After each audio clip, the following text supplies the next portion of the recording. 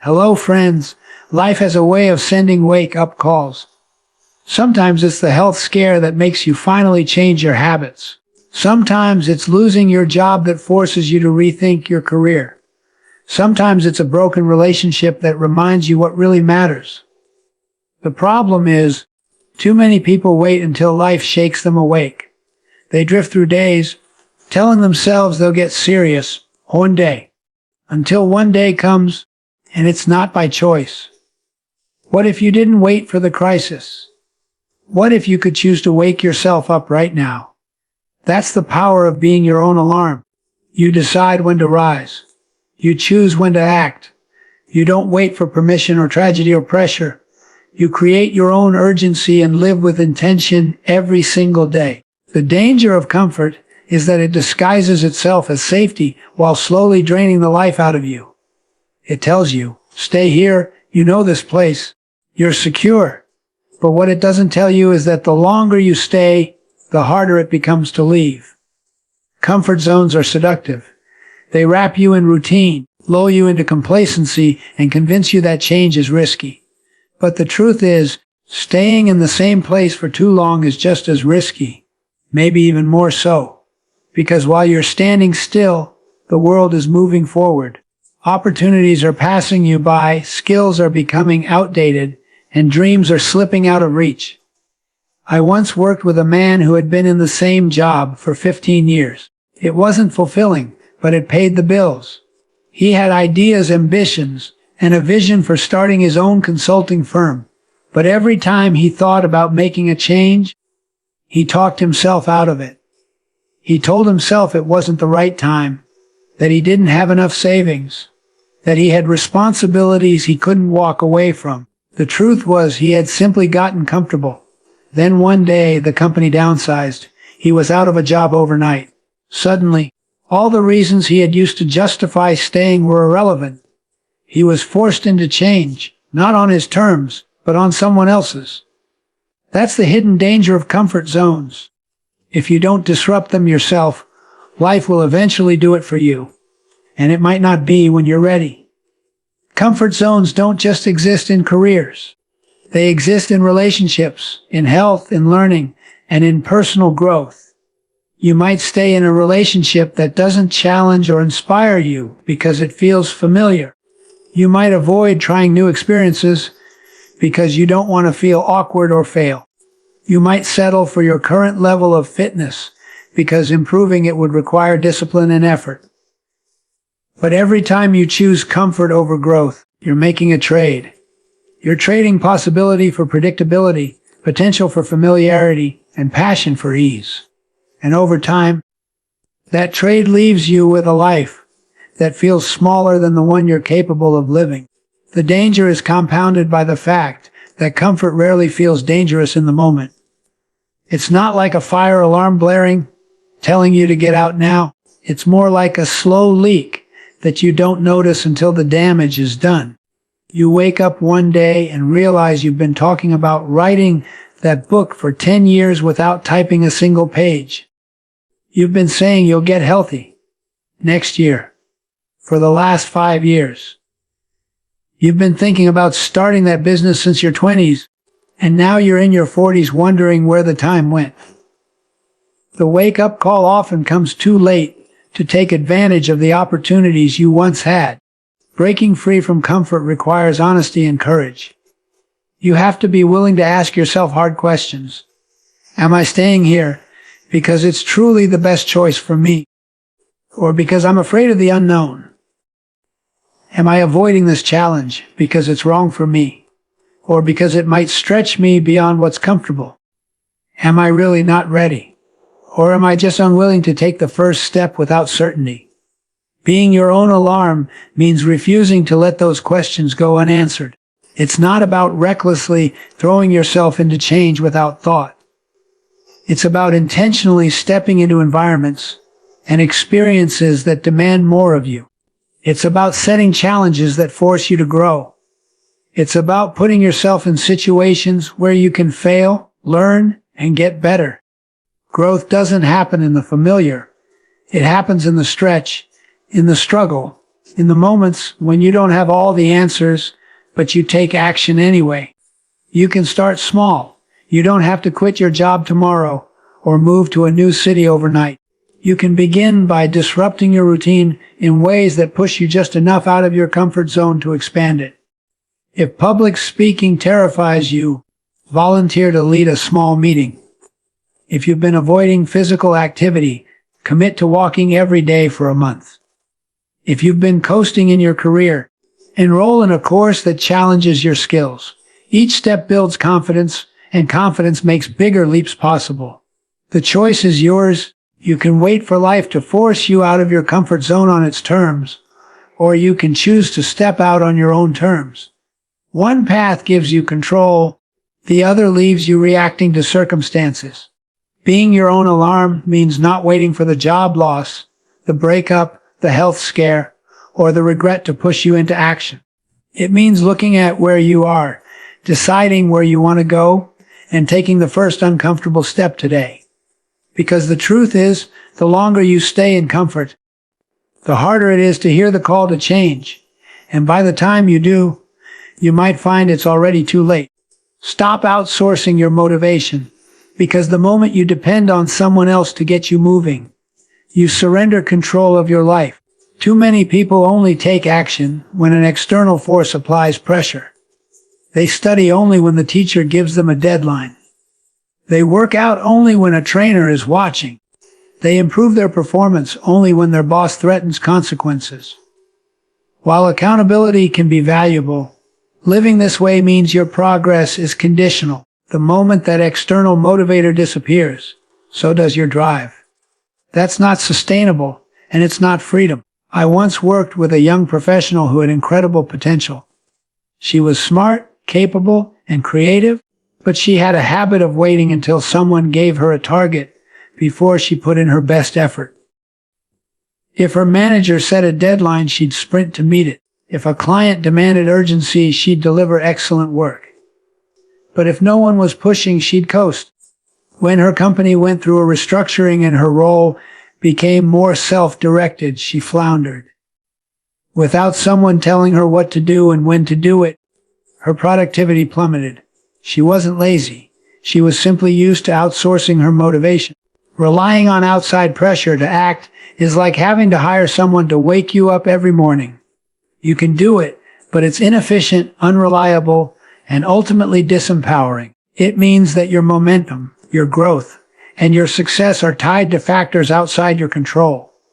Life will not always provide you with someone to push you. In fact, the higher you go in your career, the more independence you're expected to have.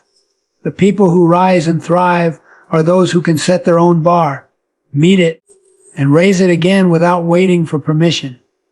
Outsourcing your motivation also limits the speed at which you grow. External motivators typically push you only as far as they need you to go for their purposes, not necessarily as far as you're capable of going for your own potential. A boss might push you to meet a quarterly goal, but not to think beyond it.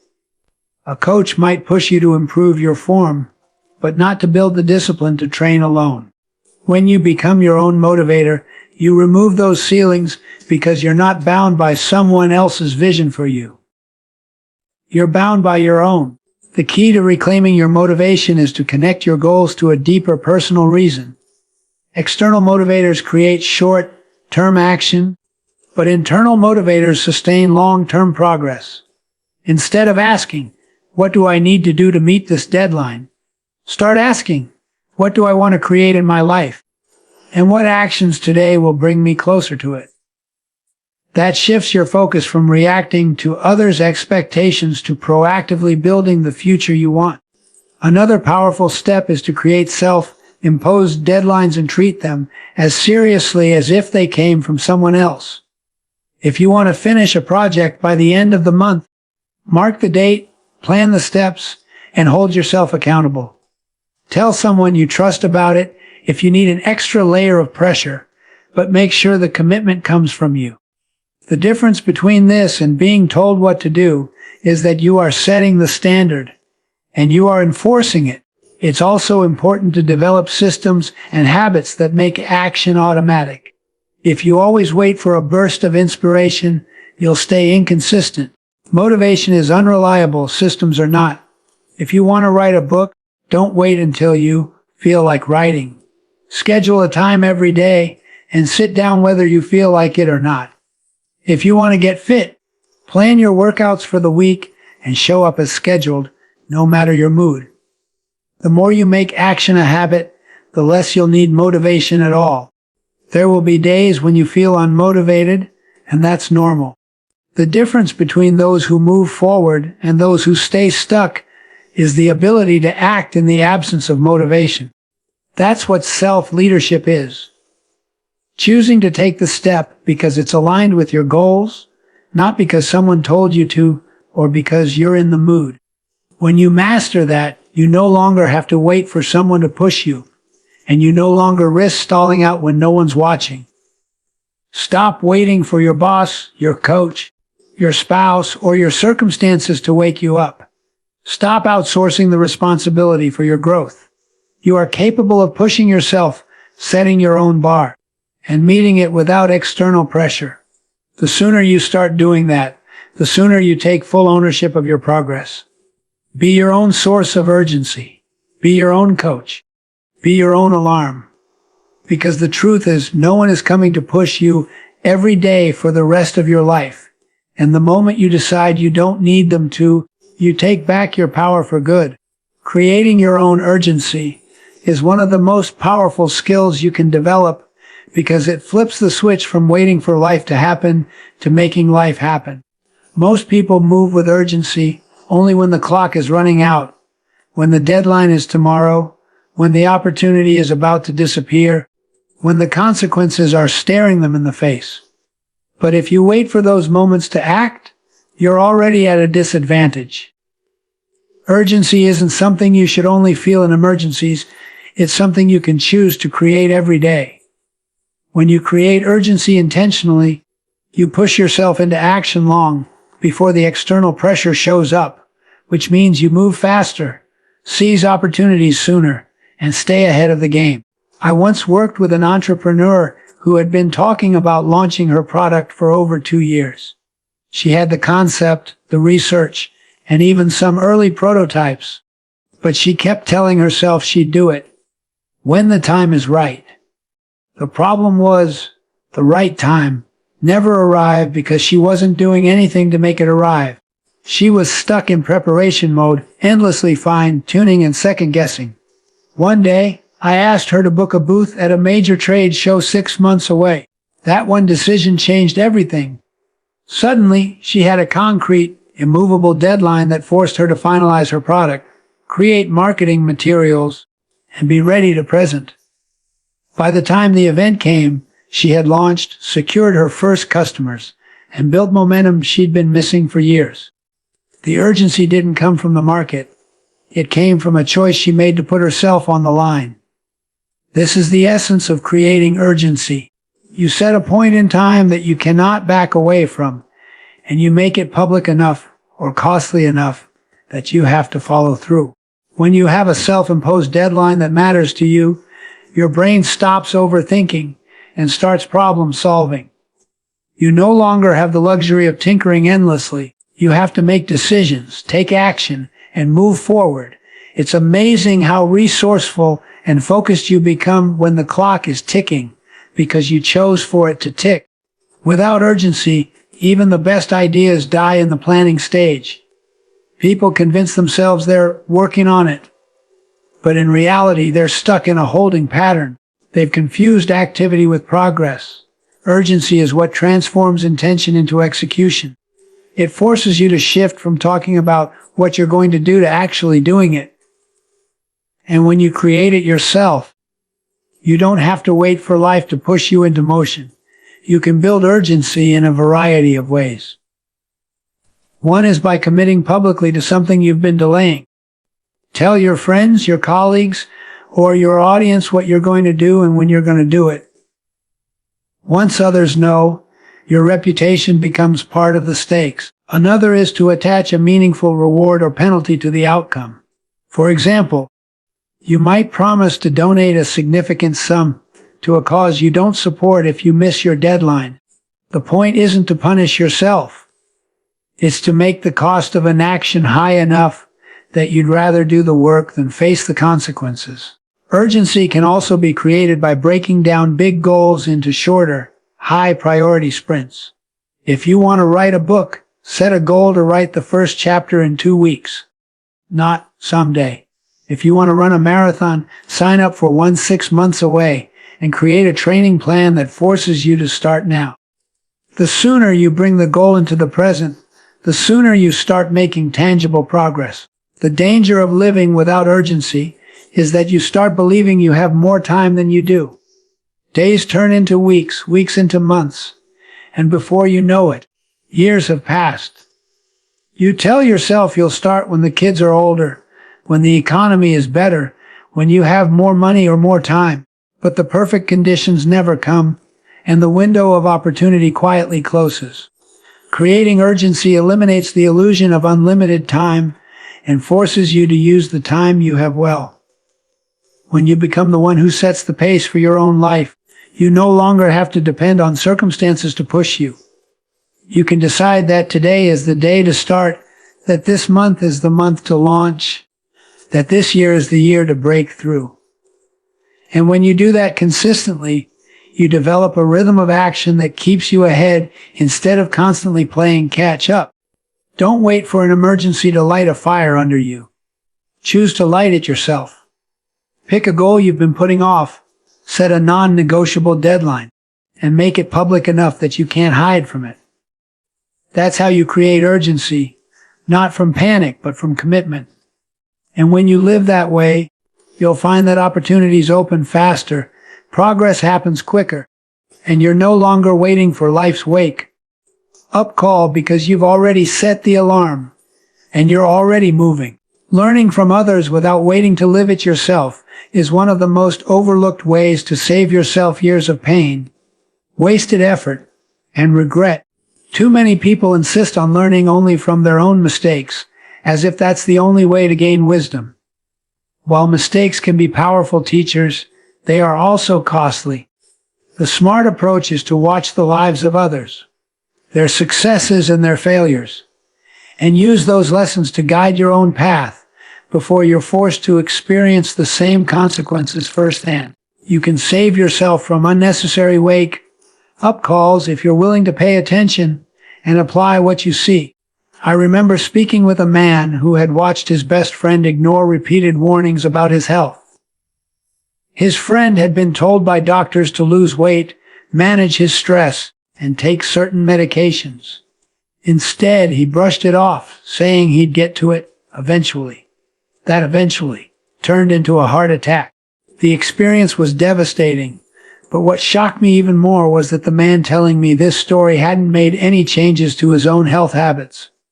He said, "Well, I'm fine for now. I'll do something about it if it ever gets bad." It was as if his friend's pain wasn't enough of a lesson. He was waiting for the same thing to happen to him before acting. That's the danger of not learning from others.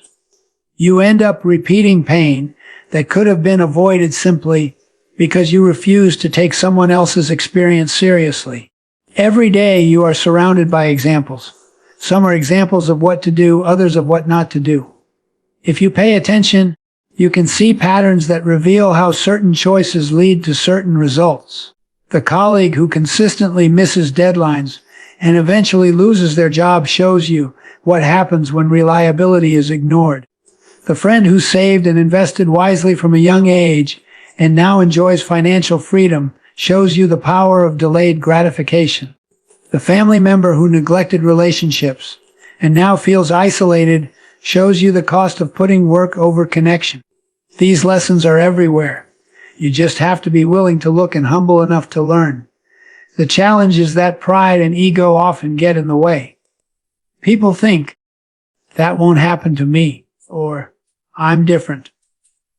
They believe they're immune to the consequences others face, even when they're making the same choices.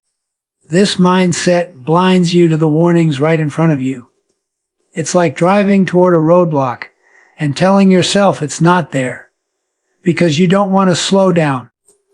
The wiser approach is to let other people's experiences serve as your road signs, guiding you around hazards before you hit them yourself. It's not just about avoiding mistakes. It's also about accelerating growth.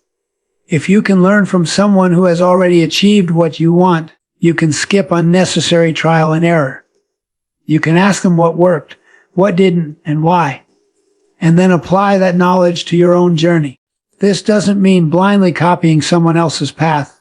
Your circumstances are unique, but it does mean you can leverage their insights to make smarter decisions. Mentors, biographies, interviews, and even casual conversations can become sources of valuable lessons if you're paying attention.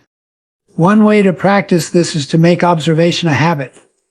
Look for one lesson a day from the people around you. It could be as small as noticing how a coworker diffuses tension in a meeting, or as big as seeing how a leader navigates a crisis. Then ask yourself, how can I apply this to my own life? By doing this, you train your brain to constantly seek improvement from the world around you, instead of waiting for personal pain to push you into action. Another powerful practice is to reflect on the mistakes you've already seen and ask, what would I have done differently if that were me? Then, commit to living that way now, before you're in the same situation. If someone you know lost their job due to a lack of adaptability, start learning new skills now. If someone ruined a relationship because they failed to communicate, start having the conversations you've been avoiding. The point is to act while the lesson is fresh and before the crisis is yours.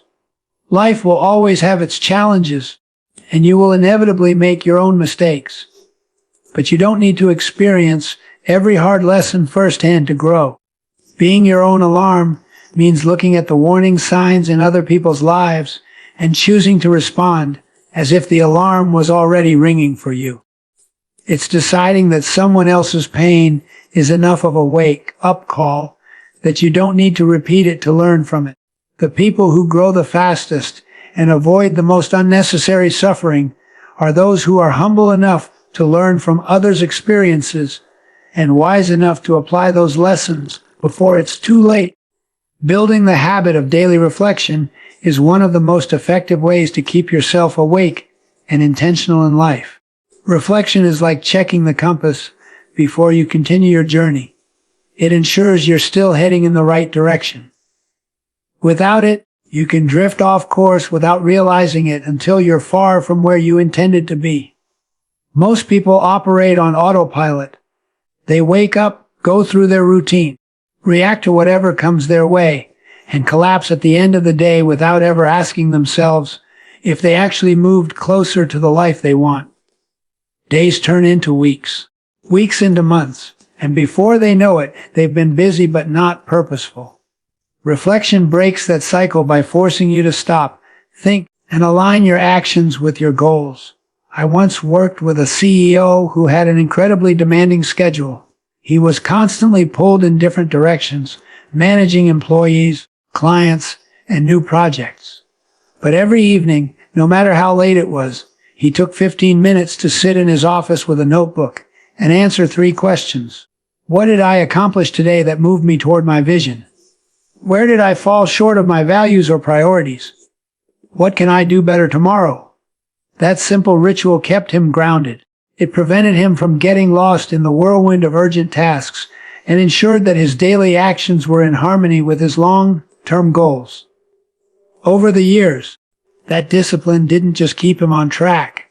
It accelerated his growth because he was learning and adjusting in real time instead of waiting for a crisis to force change. Reflection is powerful because it transforms experiences into lessons. Without reflection, you can go through the same mistakes over and over, thinking each time that the outcome is just bad luck. But with reflection, you begin to see patterns. You notice the habits that help you succeed and the ones that sabotage you. You see which decisions consistently bring you closer to your goals and which ones lead you astray. This awareness gives you the ability to make better choices going forward, which compounds over time into significant progress. The challenge is that daily reflection requires honesty, and honesty can be uncomfortable. It's not about sugarcoating your day or congratulating yourself for being busy. It's about facing the truth. If you wasted hours scrolling on your phone instead of working on your project, you acknowledge it. If you avoided a difficult conversation you needed to have, you admit it. Reflection is not about judgment, it's about awareness. You can't fix what you won't face, and you can't face what you won't admit. You don't need a complicated system to start this habit. All you need is a few minutes of quiet and a willingness to think critically about your day. Some people prefer journaling so they can track progress over time. Others prefer mental reflection while taking a walk or meditating. The format isn't as important as the consistency. The key is to ask yourself meaningful questions. Did my actions today align with my values? Did I move closer to my goals or further away? What did I do well that I can repeat tomorrow? What do I need to change? Daily reflection also helps you catch small problems before they become big ones. If you notice that you've skipped your workouts for 3 days in a row, you can correct course before weeks pass. If you see that you've been snapping at your family after work, you can address the stress before it damages your relationships. Without reflection, these small slips go unnoticed until the consequences are much harder to fix. One of the greatest benefits of reflection is that it helps you live with intentional urgency. When you're regularly checking in on your progress, you feel the weight of time passing. You realize that each day is either moving you closer to or further from your vision.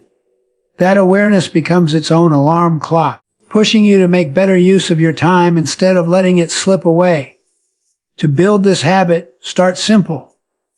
Set aside 5 to 10 minutes at the end of your day. Ask yourself what went well, what didn't, and what you can do differently tomorrow. Write it down if you can, because writing forces clarity. Over time, you'll begin to look forward to this ritual because it gives you a sense of closure and direction. You'll start waking up with more focus because you ended the previous day with a clear plan. Being your own alarm means not waiting for a wake-up call to tell you you're off track. Daily reflection is how you ring that alarm for yourself.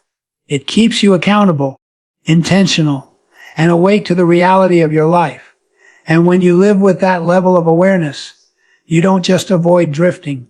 You chart your own course every single day toward the life you truly want. Anticipating the cost of inaction is one of the most effective ways to push yourself into motion, because it forces you to face the truth about what's really at stake when you delay. Most people think about the effort, discomfort, or risk involved in taking action, but they rarely stop to calculate the price they'll pay for doing nothing. The cost of inaction is often invisible in the short term, which is why it's so easy to ignore. But over time, it adds up. Sometimes quietly, sometimes suddenly, and it's almost always more expensive than the cost of taking action. I remember meeting a couple who had big dreams of traveling the world when they retired. They had the maps, the wish list of countries, and they talked about it often with excitement. The problem was they never actually created a savings plan to fund it. They told themselves they'd start saving next year. But each year brought new expenses and reasons to delay. By the time they were ready to retire, their finances couldn't support the lifestyle they had envisioned. The cost of inaction wasn't just financial. It was emotional. They lost the freedom to live the dream they'd been talking about for decades. That's the heartbreaking part of inaction. You don't just lose opportunities. You lose versions of yourself and experiences you can never get back. The mind has a way of downplaying this cost because it's not immediate. If you skip the gym today, you don't instantly lose your health. If you delay that important conversation with your partner, the relationship doesn't explode overnight. If you avoid making a decision at work, the company doesn't collapse tomorrow. But each small delay compounds. Skipping workouts for a month leads to lower energy and declining health over years. Avoiding difficult conversations creates a slow erosion of trust that becomes harder to repair. Postponing decisions in your career results in missed promotions and stalled progress. Inaction is like interest on a debt. It grows the longer you leave it unchecked. One way to break through procrastination is to vividly imagine the future if you keep doing nothing. If you've been meaning to improve your health, picture what your body, energy, and mobility will look like in 5 or 10 years if you don't change your habits. If you've been avoiding saving money, imagine the stress and limitations of living paycheck to paycheck as you get older. If you've been holding back from starting your business, think about the regret of seeing someone else succeed with the idea you had years ago. The more clearly you can see the negative consequences, the harder it becomes to ignore them. I once worked with a young professional who wanted to go back to school for an advanced degree, but kept postponing it. She told herself she was too busy, and it was too expensive. I asked her to write down what her career and life might look like in 10 years if she didn't pursue it. As she wrote, she realized she'd likely be stuck in the same position, earning the same salary, feeling the same frustration she already felt. Then I asked her to write down what her life could look like if she started now. The contrast was so striking that she enrolled within a month. She didn't suddenly become more motivated. She became more aware of the cost of inaction, and that awareness became her alarm. Anticipating the cost of inaction doesn't mean living in fear. It means using the truth as fuel. Fear can paralyze you, but clarity can move you. When you understand what's at risk, action becomes less of an option and more of a necessity. You stop thinking, "I'll get to it eventually," because you understand that eventually has a price tag. If you want to put this into practice, take one goal you've been delaying and write down 2 lists. The first is the cost of action, the time, money, and effort it will take to move forward. The second is the cost of inaction, the opportunities lost, the problems that will grow, and the regrets you'll carry if you don't do it. When you compare the two, you'll often find that the price of action is far smaller than the cost of staying where you are. Being your own alarm means you don't wait for the crisis to wake you up. You wake yourself up by looking ahead and seeing the consequences clearly now. Inaction feels safe because it's comfortable in the present, but it's a thief of future security, success, and satisfaction. When you anticipate its cost, you take away its power to lull you back to sleep. You realize that while action may be uncomfortable, inaction is unbearable if you care about your future. And once you see that clearly, the only logical choice is to move. Now, not later. Living every day as if the alarm has already gone off is about refusing to drift, refusing to wait, and refusing to let life slip by in a haze of routine and distraction. Most people wait for a dramatic event to jolt them into action. A health scare, a loss, a near miss, before they start living with urgency and purpose. But the truth is, you don't need the crisis to start living fully. You can choose to act right now as if you've already had your wake-up call. That choice is what separates those who get the most out of life from those who look back and wonder where the years went. I once met a woman who had survived a life-threatening illness. She told me that before her diagnosis, she was always putting off the things she really wanted to do. She would say, "When the kids are grown, I'll travel." Or, "When work slows down, I'll start painting again." When she got sick, all of those, some days, suddenly became urgent. She made a list of what truly mattered to her and started doing those things immediately. Years later, when she had recovered, she kept living with that same urgency because she had learned that time is not guaranteed. The striking thing about her story is that nothing on her list required a life-threatening illness to begin. She could have started years earlier if she had acted as though the alarm had already gone off. Living this way doesn't mean being reckless or impulsive. It means being intentional. It means asking yourself every day, if today were my wake-up call, how would I live differently? Then it means actually doing those things. Maybe it's calling a friend you've lost touch with. Maybe it's finally signing up for that course you've been talking about. Maybe it's having the hard conversation that's been weighing on you. Whatever it is, you stop telling yourself you'll get around to it and start making it happen now. The danger of not living as if the alarm has already gone off is that you start believing you have unlimited time. You make decisions as if there's always a tomorrow to catch up, always a later to do what matters. But life doesn't work like that. Opportunities have windows. Relationships can fade. Health can change. And once some moments pass, they cannot be recreated. Waiting until a wake-up call comes to realize this is a gamble you can't afford to take. When you live with this mindset, you start valuing the present in a deeper way. You stop wasting so much time on trivial distractions because you recognize that every hour you spend is an hour you can never get back. You start focusing on what truly matters, whether that's building your character, pursuing meaningful goals, deepening relationships, or contributing to something larger than yourself. Your days become less about killing time and more about using it well. One practical way to live this out is to keep a running list of things you've been meaning to do someday, and begin scheduling them now. Pick one each week, no matter how small, and make it happen. Another is to end each day with a quick check-in. If this had been my wake-up call, would I be proud of how I spent today? If the answer is no, make changes tomorrow. Over time, this habit rewires your sense of urgency and keeps you from slipping back into complacency. It's also important to surround yourself with people who live this way.